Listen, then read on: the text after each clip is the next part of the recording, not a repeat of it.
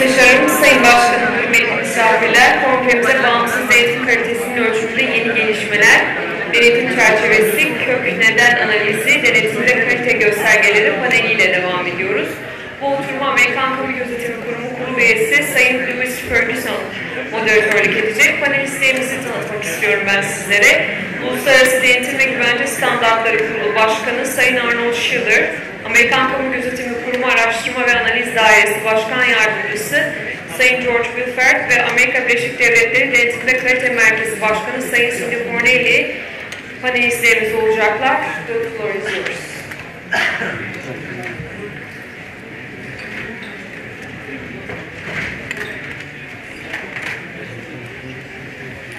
Good afternoon. I'm back again. This panel is going to discuss audit quality indicators. As I mentioned to you very briefly when I spoke to you this morning, I think one of the things that regulators around the world and audit firms themselves have begun to look at is it possible to come up with a series of indicators that will correlate with audit quality? I mean, we know in various kinds of other professions and activities around the world that we very clearly are able to come up with measures of quality that are replicatable. I mean, we do it in manufacturing all the time. We do it in healthcare. We do it in a variety of areas where you come up with measures that allow people to achieve consistent high levels of quality in what they're doing. So the question becomes, is this something that can be done in the audit as well? And if we can do that, will this allow us to improve the quality of audit generally and to have audits that have fewer deficiencies than we find? So we have three different panelists here today who are going to talk about three different possible approaches and activities. Arnold Schilder from the Dutch from the IAASB and formerly from the Dutch Central Bank, who's going to talk about the framework that the IAASB has come up with for thinking about audit quality indicators. The IAASB itself did not come up with a set of measures because their view was, as an international body, they needed to create a sort of framework or way of thinking about this that would be enable regulators around the world with different standards, different laws to come up with their own law. George Wilford is the Deputy Director of the PCAOB's Office of Research and Analysis, and is going to talk to you about the PCAOB's own project and the document that we have just released publicly. Cindy Fornelli, the head of the Center for Audit Quality, which is the organization in the United States that is the sort of joint operation of the 6 big accounting firms in the United States, their policy organization. Cindy's going to talk about their own work because they've done a separate project on this. So the way we'll structure this session is each person is going to talk for probably 10 minutes or so, and then we're going to throw the floor open to questions. We'd like this to be a more interactive dialogue, and please, when you do your questions, it would be helpful if you try to keep them crisp and short and make basically brief questions rather than statements, and we'll try to answer them and have dialogue here. Thank you.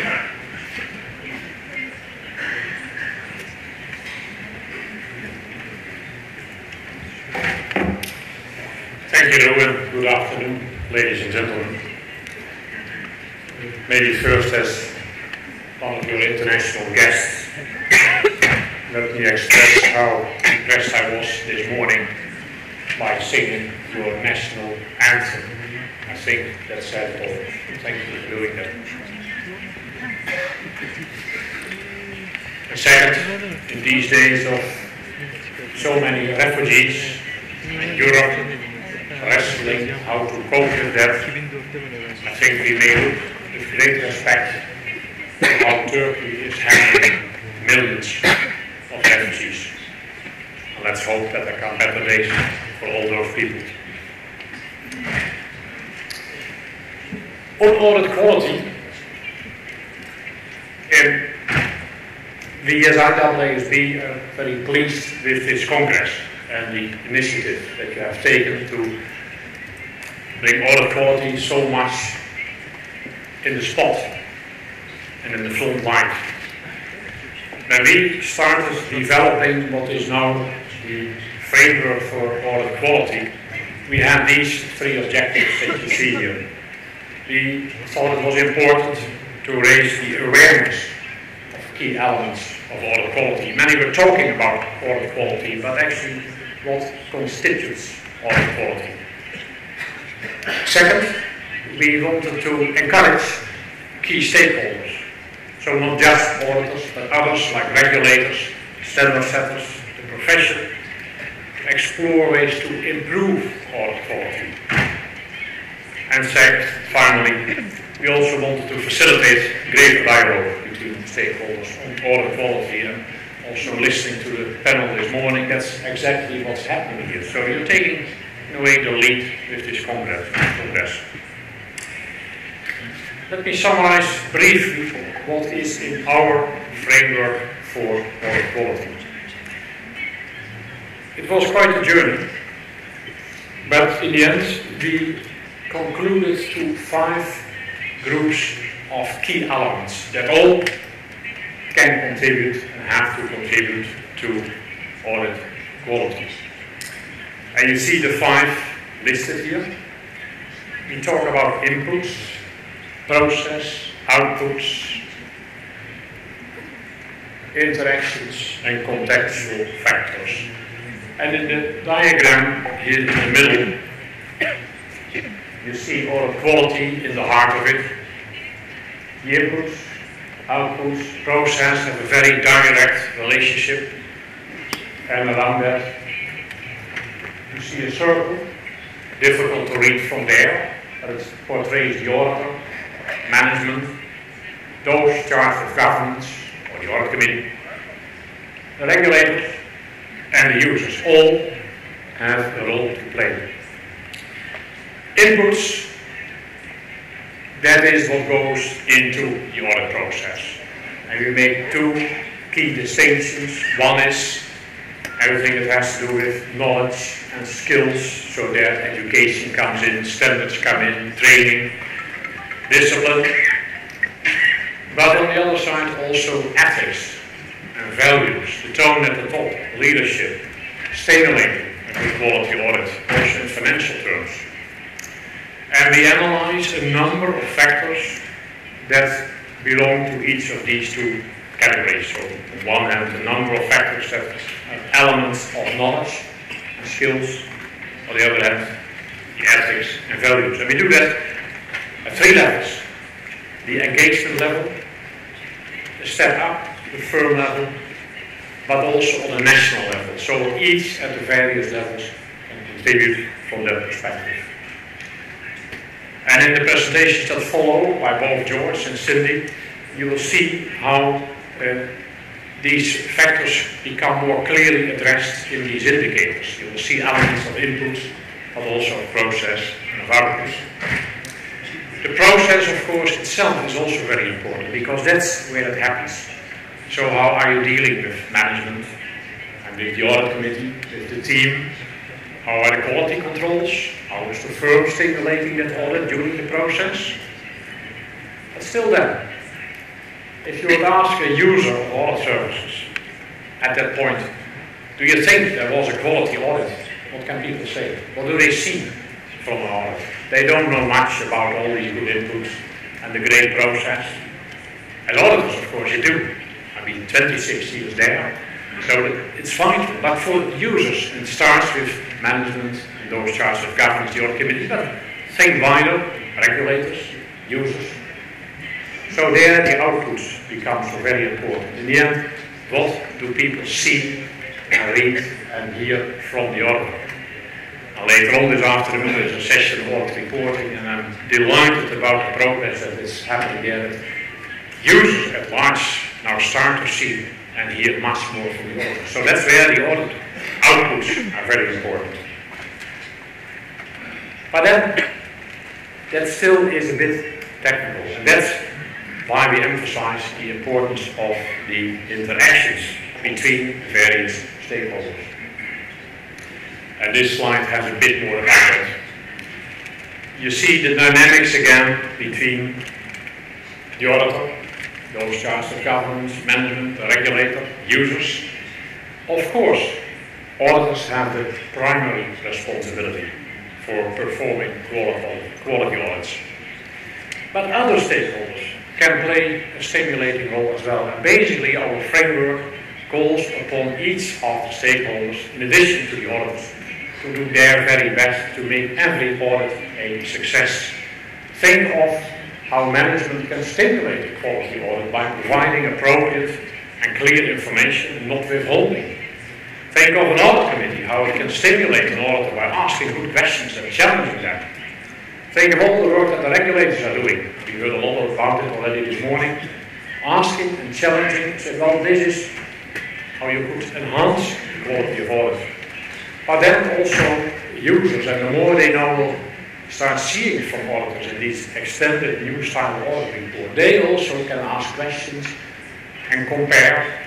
So you see more and more dynamics, and that's all that this slide is telling.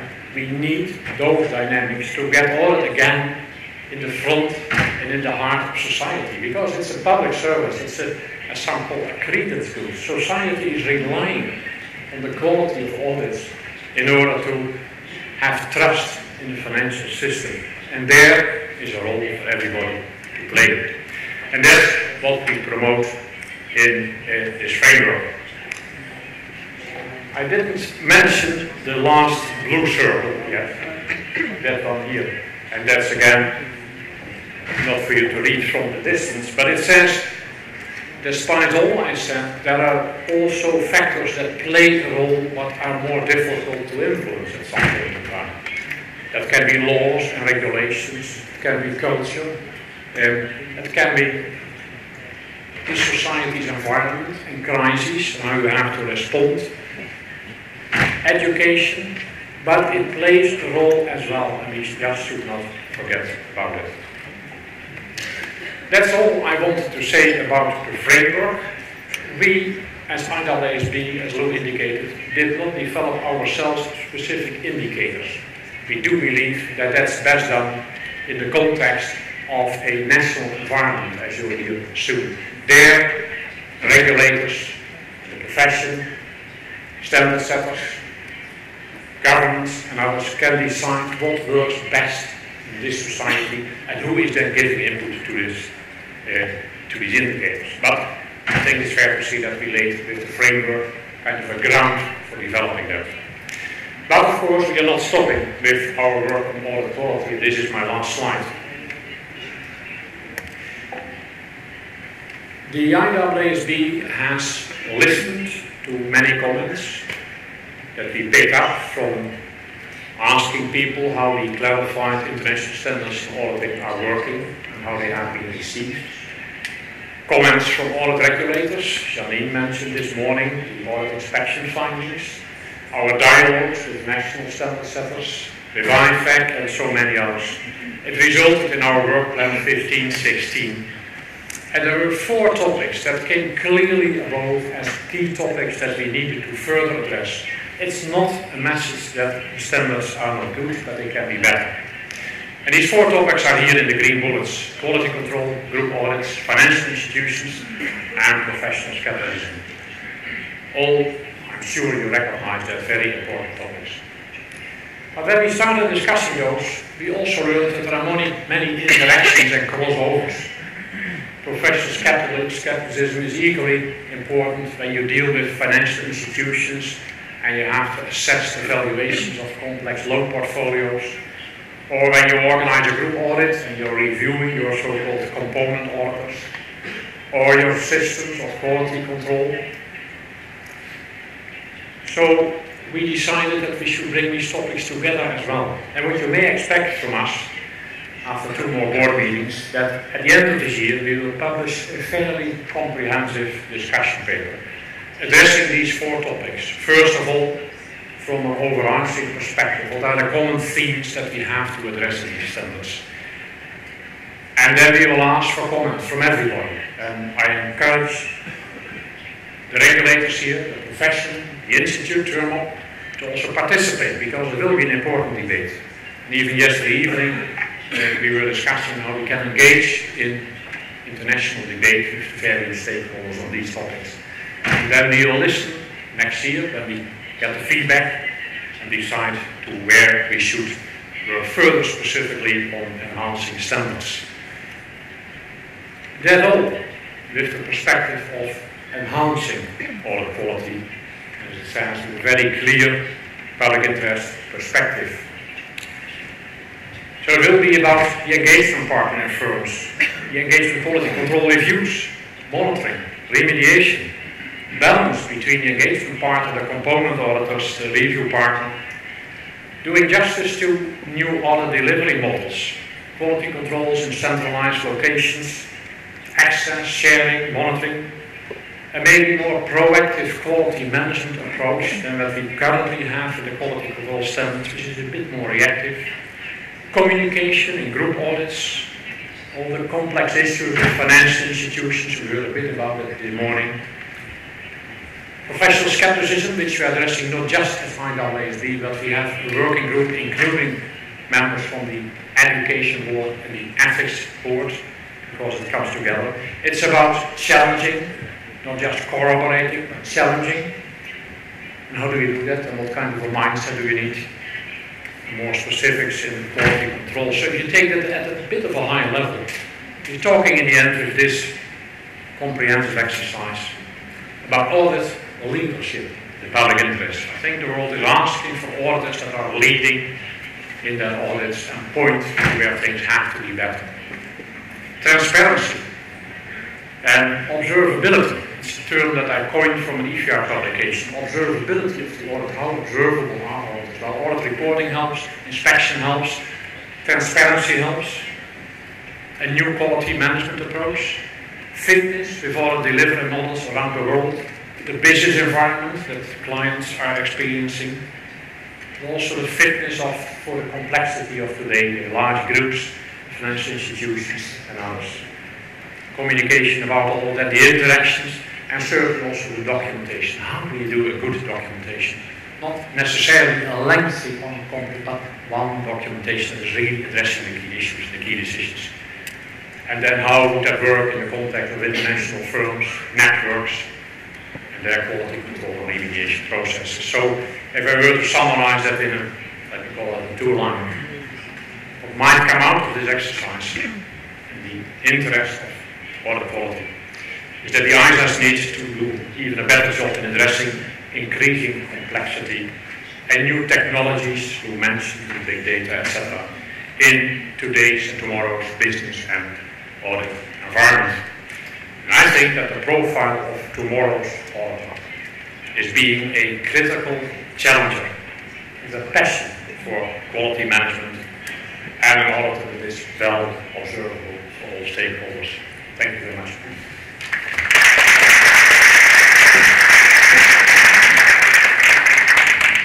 So George Wilford now.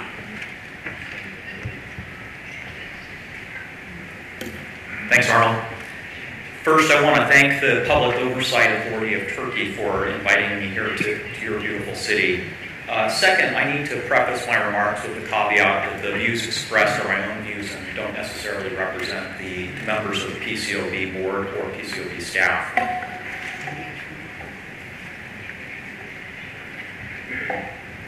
I plan on spending the next few minutes summarizing certain aspects of projects reflected on the slide above and how these projects fit in with several of the board's audit quality initiatives. First, the board's audit quality indicator project seeks to answer two fundamental questions. Can we develop a portfolio of quantitative measures that may provide new insight into audit quality? And if so, how can we deploy those measures in a manner that best promotes audit quality? The genesis of the project began with the U.S. Treasury's ACAP recommendation on the board to consider undertaking the project. We premised the project on the notion that audits are a bit like icebergs. The buyers of audit services, audit committees, and to a lesser extent investors can see only the tip, while important aspects of audit quality lay opaque beneath the waterline. When much of the audit effort is opaque to the buyer of audit services, it creates an incentive for the auditor to emphasize what the buyer can see. Meanwhile, the buyer, having limited information, tends to focus on the tip, while less able to question and challenge what is below.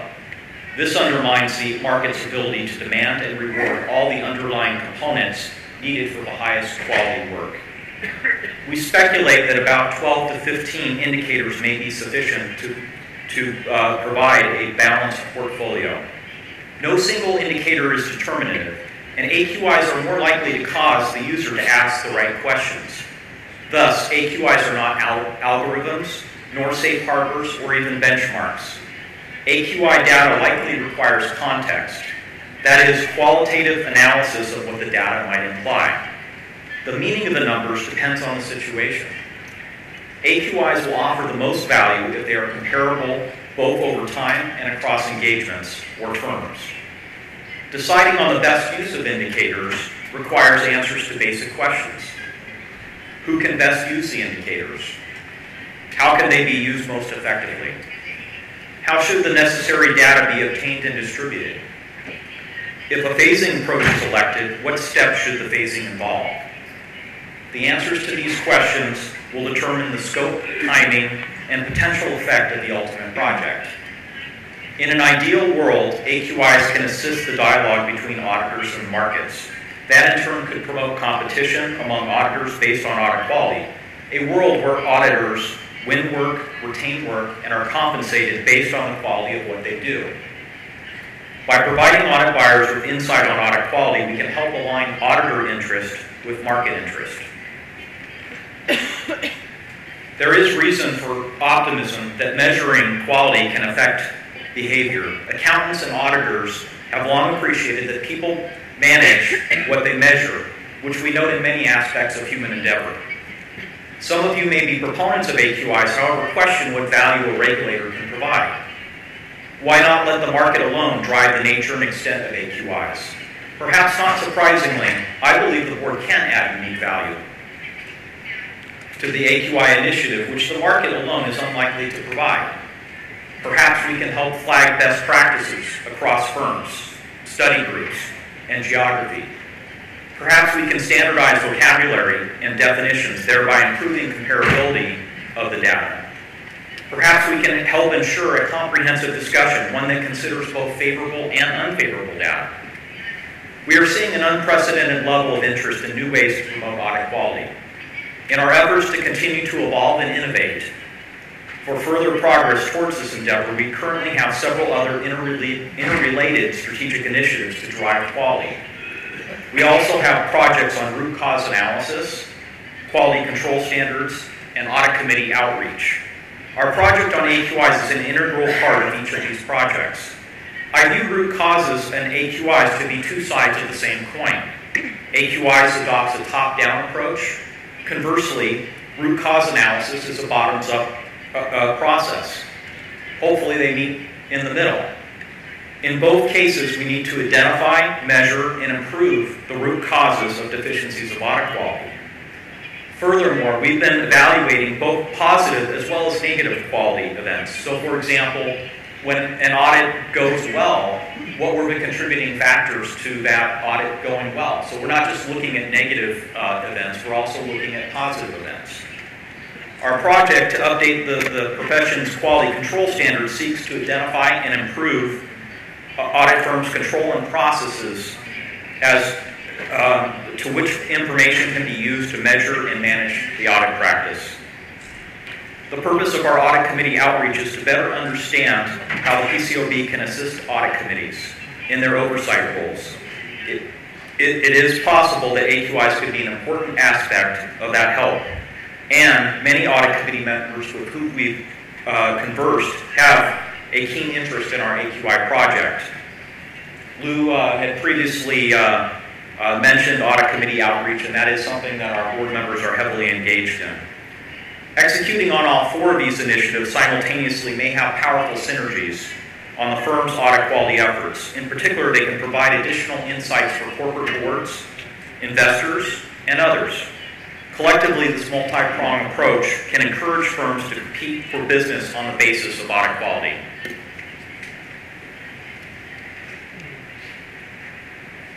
So we just released the concept release on audit quality indicators. The comment period is at the end of the month.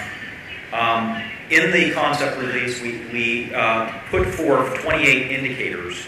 Again, the questions we pose in the concept release are, is this the right set of indicators? And we started off of a process where we actually probably had 70 to 80 indicators, and we sat around a table and tried to form a consensus of what we thought were the best indicators to put forth. So we don't presuppose to know that these are the right 28 indicators. We're hoping that constituents also come up with other indicators that perhaps we didn't consider.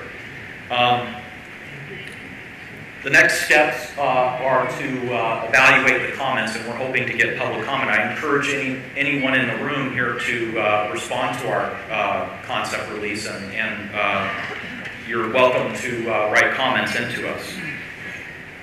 The next slide just reflects or outlines potential AQI categories. I would break those apart into three categories primarily: audit professionals, audit processes, and audit results. And if you think back to Arnold's earlier slides, it's the IAASB had inputs, processes, and outputs. And that's not just a coincidence. We tried to be good students of what preceded us. And so I actually went up to the IAASB's board meeting and sat through one of their meetings when they were discussing the quality framework and tried to understand and go with that broad category. The FRC also published something back in 2008 on an audit quality framework. And Switzerland has had a number of indicators which they've published for quite some time. So again, these are the categories with availability. We just put forth broad concepts. So availability might be like, for example, utilization. Other things that we look at is the leverage ratio between partners and staff. Competence, so that might be audit and industry experience. Focus. Audit processes, some of the audit processes can be a little bit more challenging to define and or measure. Tone at the top and leadership is one of those. One of the ideas we put forth was a survey, but again, there's a little bit of subjectivity to something like that. One of the things that we spent a lot of time studying is the incentive system within a firm. And so obviously we all understand that incentives can drive behavior, and so that is something that we are exploring. Independence, infrastructure, monitoring, and remediation, and then audit results pretty much speak for themselves. Financial statements, so that would be, for example, restatements, internal controls, so an adverse opinion on internal controls over financial reporting, going concern, communications between auditors and audit committees, and enforcement and litigation. With the last category, I would point out that sometimes on the audit results side, there may be a lag between when something manifests itself. So for example, on a restatement, you may not find out till a year or two later that the prior period was misstated. The next slide outlines the potential users of AQIs. And again, this is just broad categories, and it's not a comprehensive list, but it's the categories that we tried to focus on. Audit committees, obviously, they are oversee the audit process from a governance perspective. They are the ones who engage the auditors. Audit firms, again, many firms use AQIs already today to manage their audit practice. Investors, and then the PCOB, for us to monitor risk. And then, having discussed the nature of AQIs and examples of specific AQIs in the concept release, and how AQIs could be used to best inform discussion and promote audit quality, more specifically, the release discusses 5 issues on how AQIs might be used. First is the topic of potential users of AQI data, including audit committees, audit firms, investors, and regulators, and how those users might use AQIs in their work. Second is how AQI data might be obtained and distributed. Third is whether the use of AQI should be voluntary or mandatory. The fourth covers the scope of audits and audit firms that may be subject to AQI reporting. The final topic is the possibility of phasing in steps towards AQI reporting and use. Although the concept release discusses these topics, it takes no position on them. It rather identifies alternatives, outlines pros and cons, and seeks input on broad questions about the best uses of AQIs. In addition to the questions about the 5 topics I just mentioned, the release poses questions about the cost and unintended consequences of AQIs. The concept release acknowledges a wide range of possible ways forward using AQIs to inform the discussion to promote quality. Hopefully the release's discussion of AQI uses will inspire comment. I'm confident that the public input will assist the board in determining the scope, timing, and potential effect of any AQI efforts. Thank you.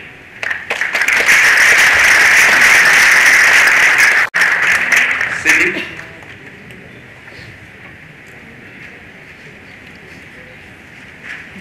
Thank you, Lou. Before I begin, I do want to thank the Public Oversight Authority for your leadership in holding this Congress, and I also want to thank the Turkish people and the Turkish government for your leadership in this difficult time that we're facing in the world. You really are a model for how to be a good global citizen. What I would like to do is build on some of the comments that we've heard from Lou this morning and then Arnold and George just now.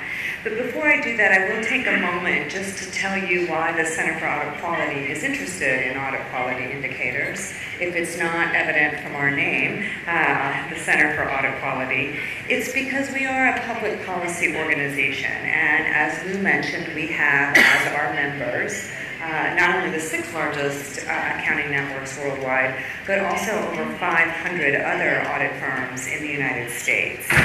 And our mission is to foster investor confidence in our capital markets, both in the United States and more frequently globally as well. And so it's important that in order to improve audit quality, we get the input of audit committee members, investors, regulators, academics, and all of us that are in the financial reporting supply chain. So we began our work on AQIs in 2012, and as you heard from George, we also looked to the IAASB's framework to understand what they thought were some of the drivers of audit quality. We looked at the FRC's efforts, and we're really able to take the work that the IAASB had done and build upon that to come up with a set of indicators that we wanted to put forth as perhaps an experiment or a way to see whether or not these would indeed help drive audit quality. We initially tried to come up with a definition of audit quality. We thought it was important to start there. But we quickly realized that that was going to be a difficult endeavor, that a number of different people would have a different opinion as to what the definition of audit quality was. And so we thought it was better, perhaps, to focus on what some of those actual indicators are. So when you look at the CAQ's approach, which we published in 2014, you will know that there is not a definition of audit quality in there. Well, what we did do to try to develop our suite of potential audit quality indicators was impanel a stakeholder advisory group or a stakeholder advisory panel that we put together that included investors, audit committee members, preparers, former regulators, and academics to help us think through what some of these indicators might be. We also, to Lou's earlier point, looked at other industries or professions, most notably the aviation field and the medical field, to see how they looked at quality and how they define quality to help us instruct our work as well. So in 2014, we published our approach to audit quality indicators. And again, this is an example or an experiment of potential indicators that might very well help us get a better handle on what we mean by audit quality. After we developed that, we've gone now around the world and had various conversations with key stakeholders, which I'll explain a little bit in a moment. And we also pilot tested our audit quality indicators, which I will also give you some insights into here in a moment. So we initially came up with a set of over 100 indicators that we looked at. So George mentioned that the PCAOB had 70 to 80.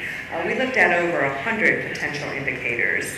And you'll see in our approach that we published in 2014 that we narrowed the list down to 28 AQIs. And again, this is with input from our stakeholder advisory panel and other stakeholders. And we think it's a starting point, facilitating a conversation about which audit quality indicators the marketplace might find most helpful. You'll see up here the 4 categories that we used at the CAQ. Firm leadership and tone at the top, engagement team knowledge, experience, and workload, monitoring, and auditor reporting. These are very common to what you see at the IAASB as well as at the PCAOB. I would point out, George, you mentioned that the effort probably should drive toward a common language, and I think that would be helpful because we all define these categories slightly differently, but we're all getting toward the same processes or pieces of audit quality. One of the things that we at the CAQ have learned through our journey is that at this time we support an emphasis on engagement level indicators because we think it's at the engagement level that audit quality is really driven. And so that's where you will see the focus of the CAQ's audit quality indicators are in an engagement level with some firm level metrics to help give context. You'll also see that our indicators are focused largely on communications between the audit team, the engagement team, and the audit committee, because those are the ones who really oversee the audit process. So at this time, ours are focused on engagement level to the audit committee. One thing I want to say is when I heard Janine talk this morning, when she talked about the why of the whys, that very much resonated with me. We really do have to get behind what drives audit quality, and some of the things will be the tone at the top and leadership of a firm, incentives, independence, the firm's structure, as well as the firm's monitoring and remediation processes. I think these are going to be very critical as we all move forward with audit quality indicators. So I had mentioned that we at the CAQ had done pilot testing, and this was really important to help instruct us as to which indicators to select and how the marketplace was receiving them, most notably audit committee members. So we embarked on a profession-wide, blind, confidential pilot test involving 30 engagements that were broadly representative of the wider marketplace in terms of the size of the firms that participated, as well as the engagements having a diversity of size and industries. And what our pilot test confirmed for us was that a robust dialogue between the auditor and the audit committee that includes discussions of AQIs on the engagement level really did provide audit committees with greater transparency into the audit process and a deeper understanding of the potential factors that contribute to audit quality of a particular company. Many participants in the pilot test stressed the importance of context around the indicators, that no indicator can be looked at in isolation, so you need to look at the portfolio of indicators, but you also have to have that dialogue around the indicators. And so what I mean by that is take the illustration of an engagement team that is incurring higher than expected overtime during the course of their audit. This could reflect that the engagement team has encountered an unforeseen issue and are spending extra time to maintain a high-quality audit.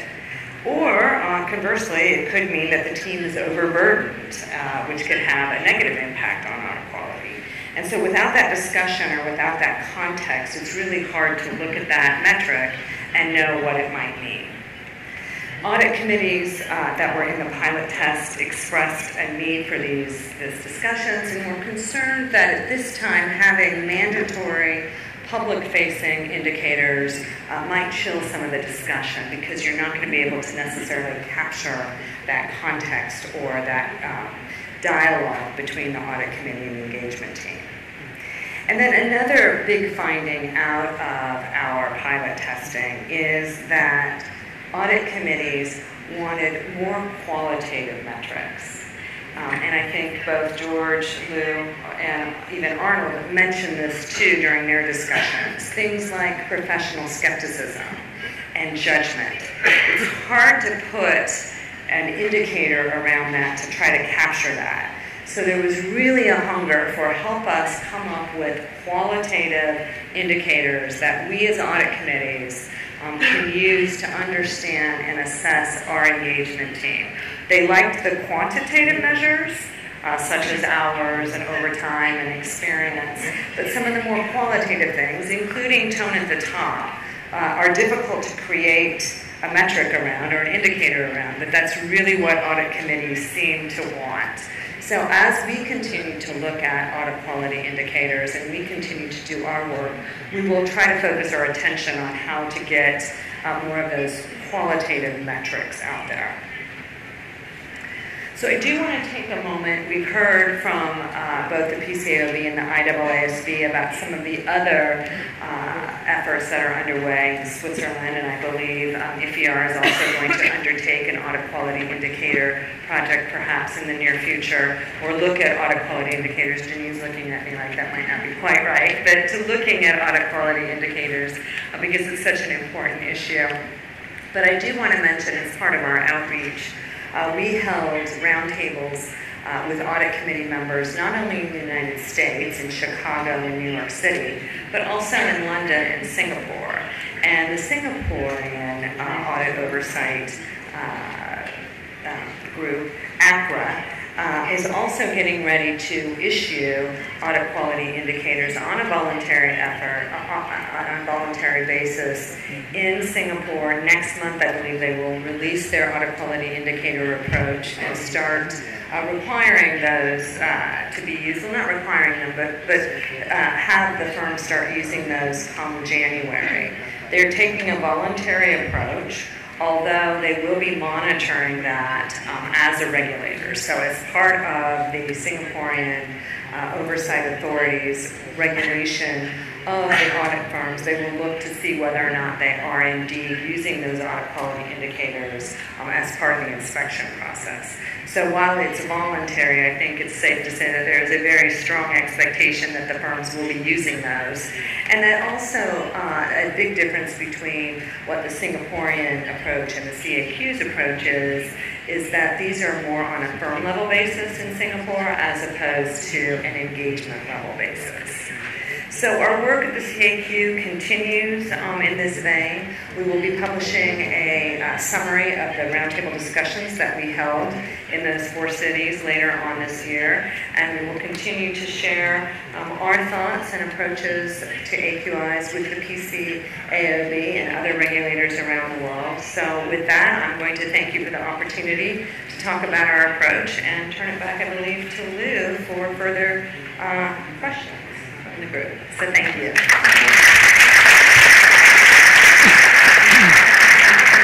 Thank you, Sydney. We have time for very few questions, so if someone would like to raise questions, over there. My question is to Sydney. Can you hear me? I can hear you, but I bet the translators can't.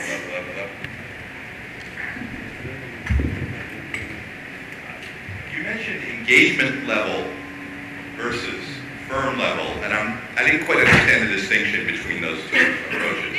If you could elaborate a little bit. Certainly, that's a fair question. So the firm level would be looking at, on a firm basis, the average number of hours of expertise, or the average number of training per partner in the entire firm, where our approach looks at the engagement level. So the actual engagement team would report that to the audit committee about that team, what their average numbers were. In fact, including key partners and key professionals on the team. Now, I will say that a number of the largest firms in the United States, at least, are voluntarily giving firm-wide metrics in their quality reports.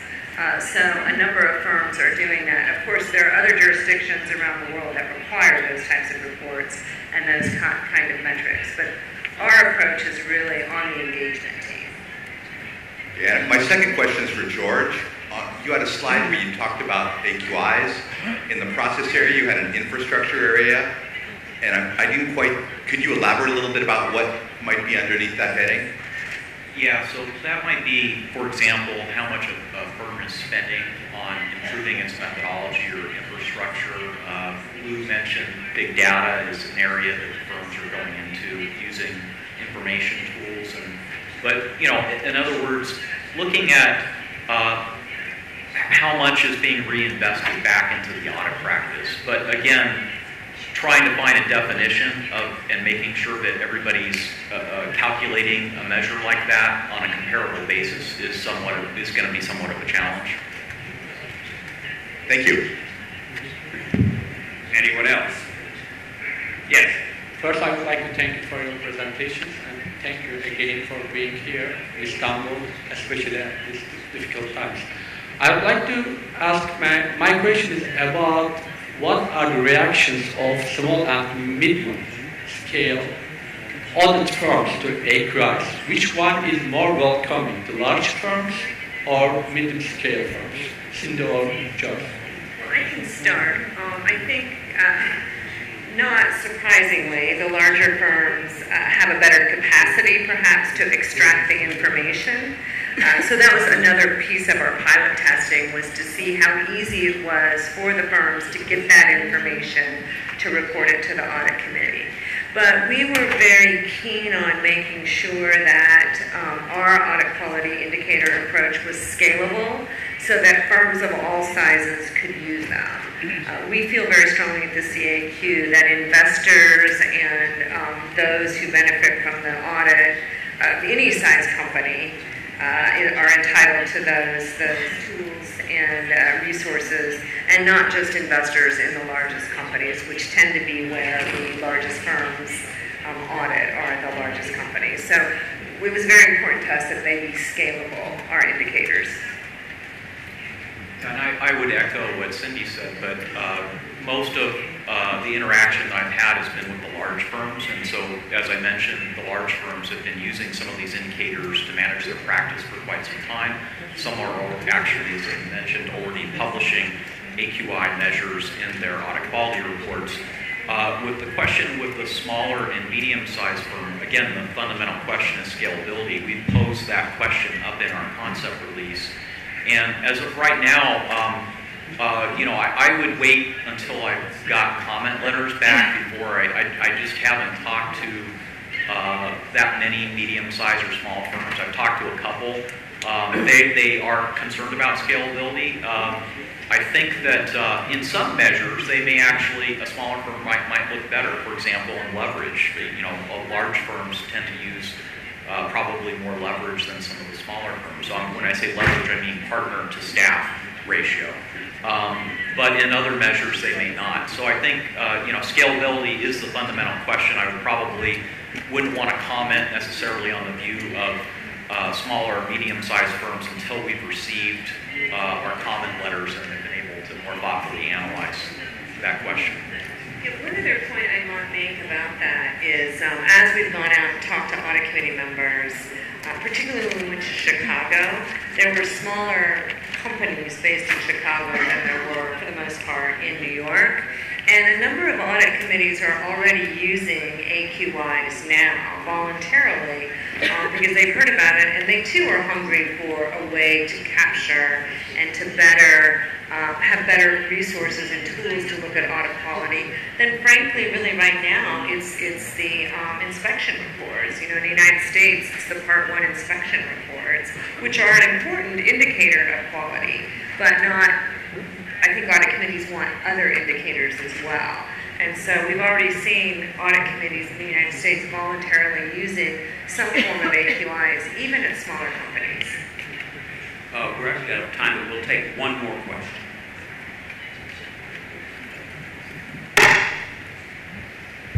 Tam bağımsız denetimden bahsetmek için, tam bağımsız denetim raporundan bahsetmek için ülkenizde denetçiyle denetlenen firma arasındaki para ilişkisini aza indirecek ne gibi önlemler alıyorsunuz?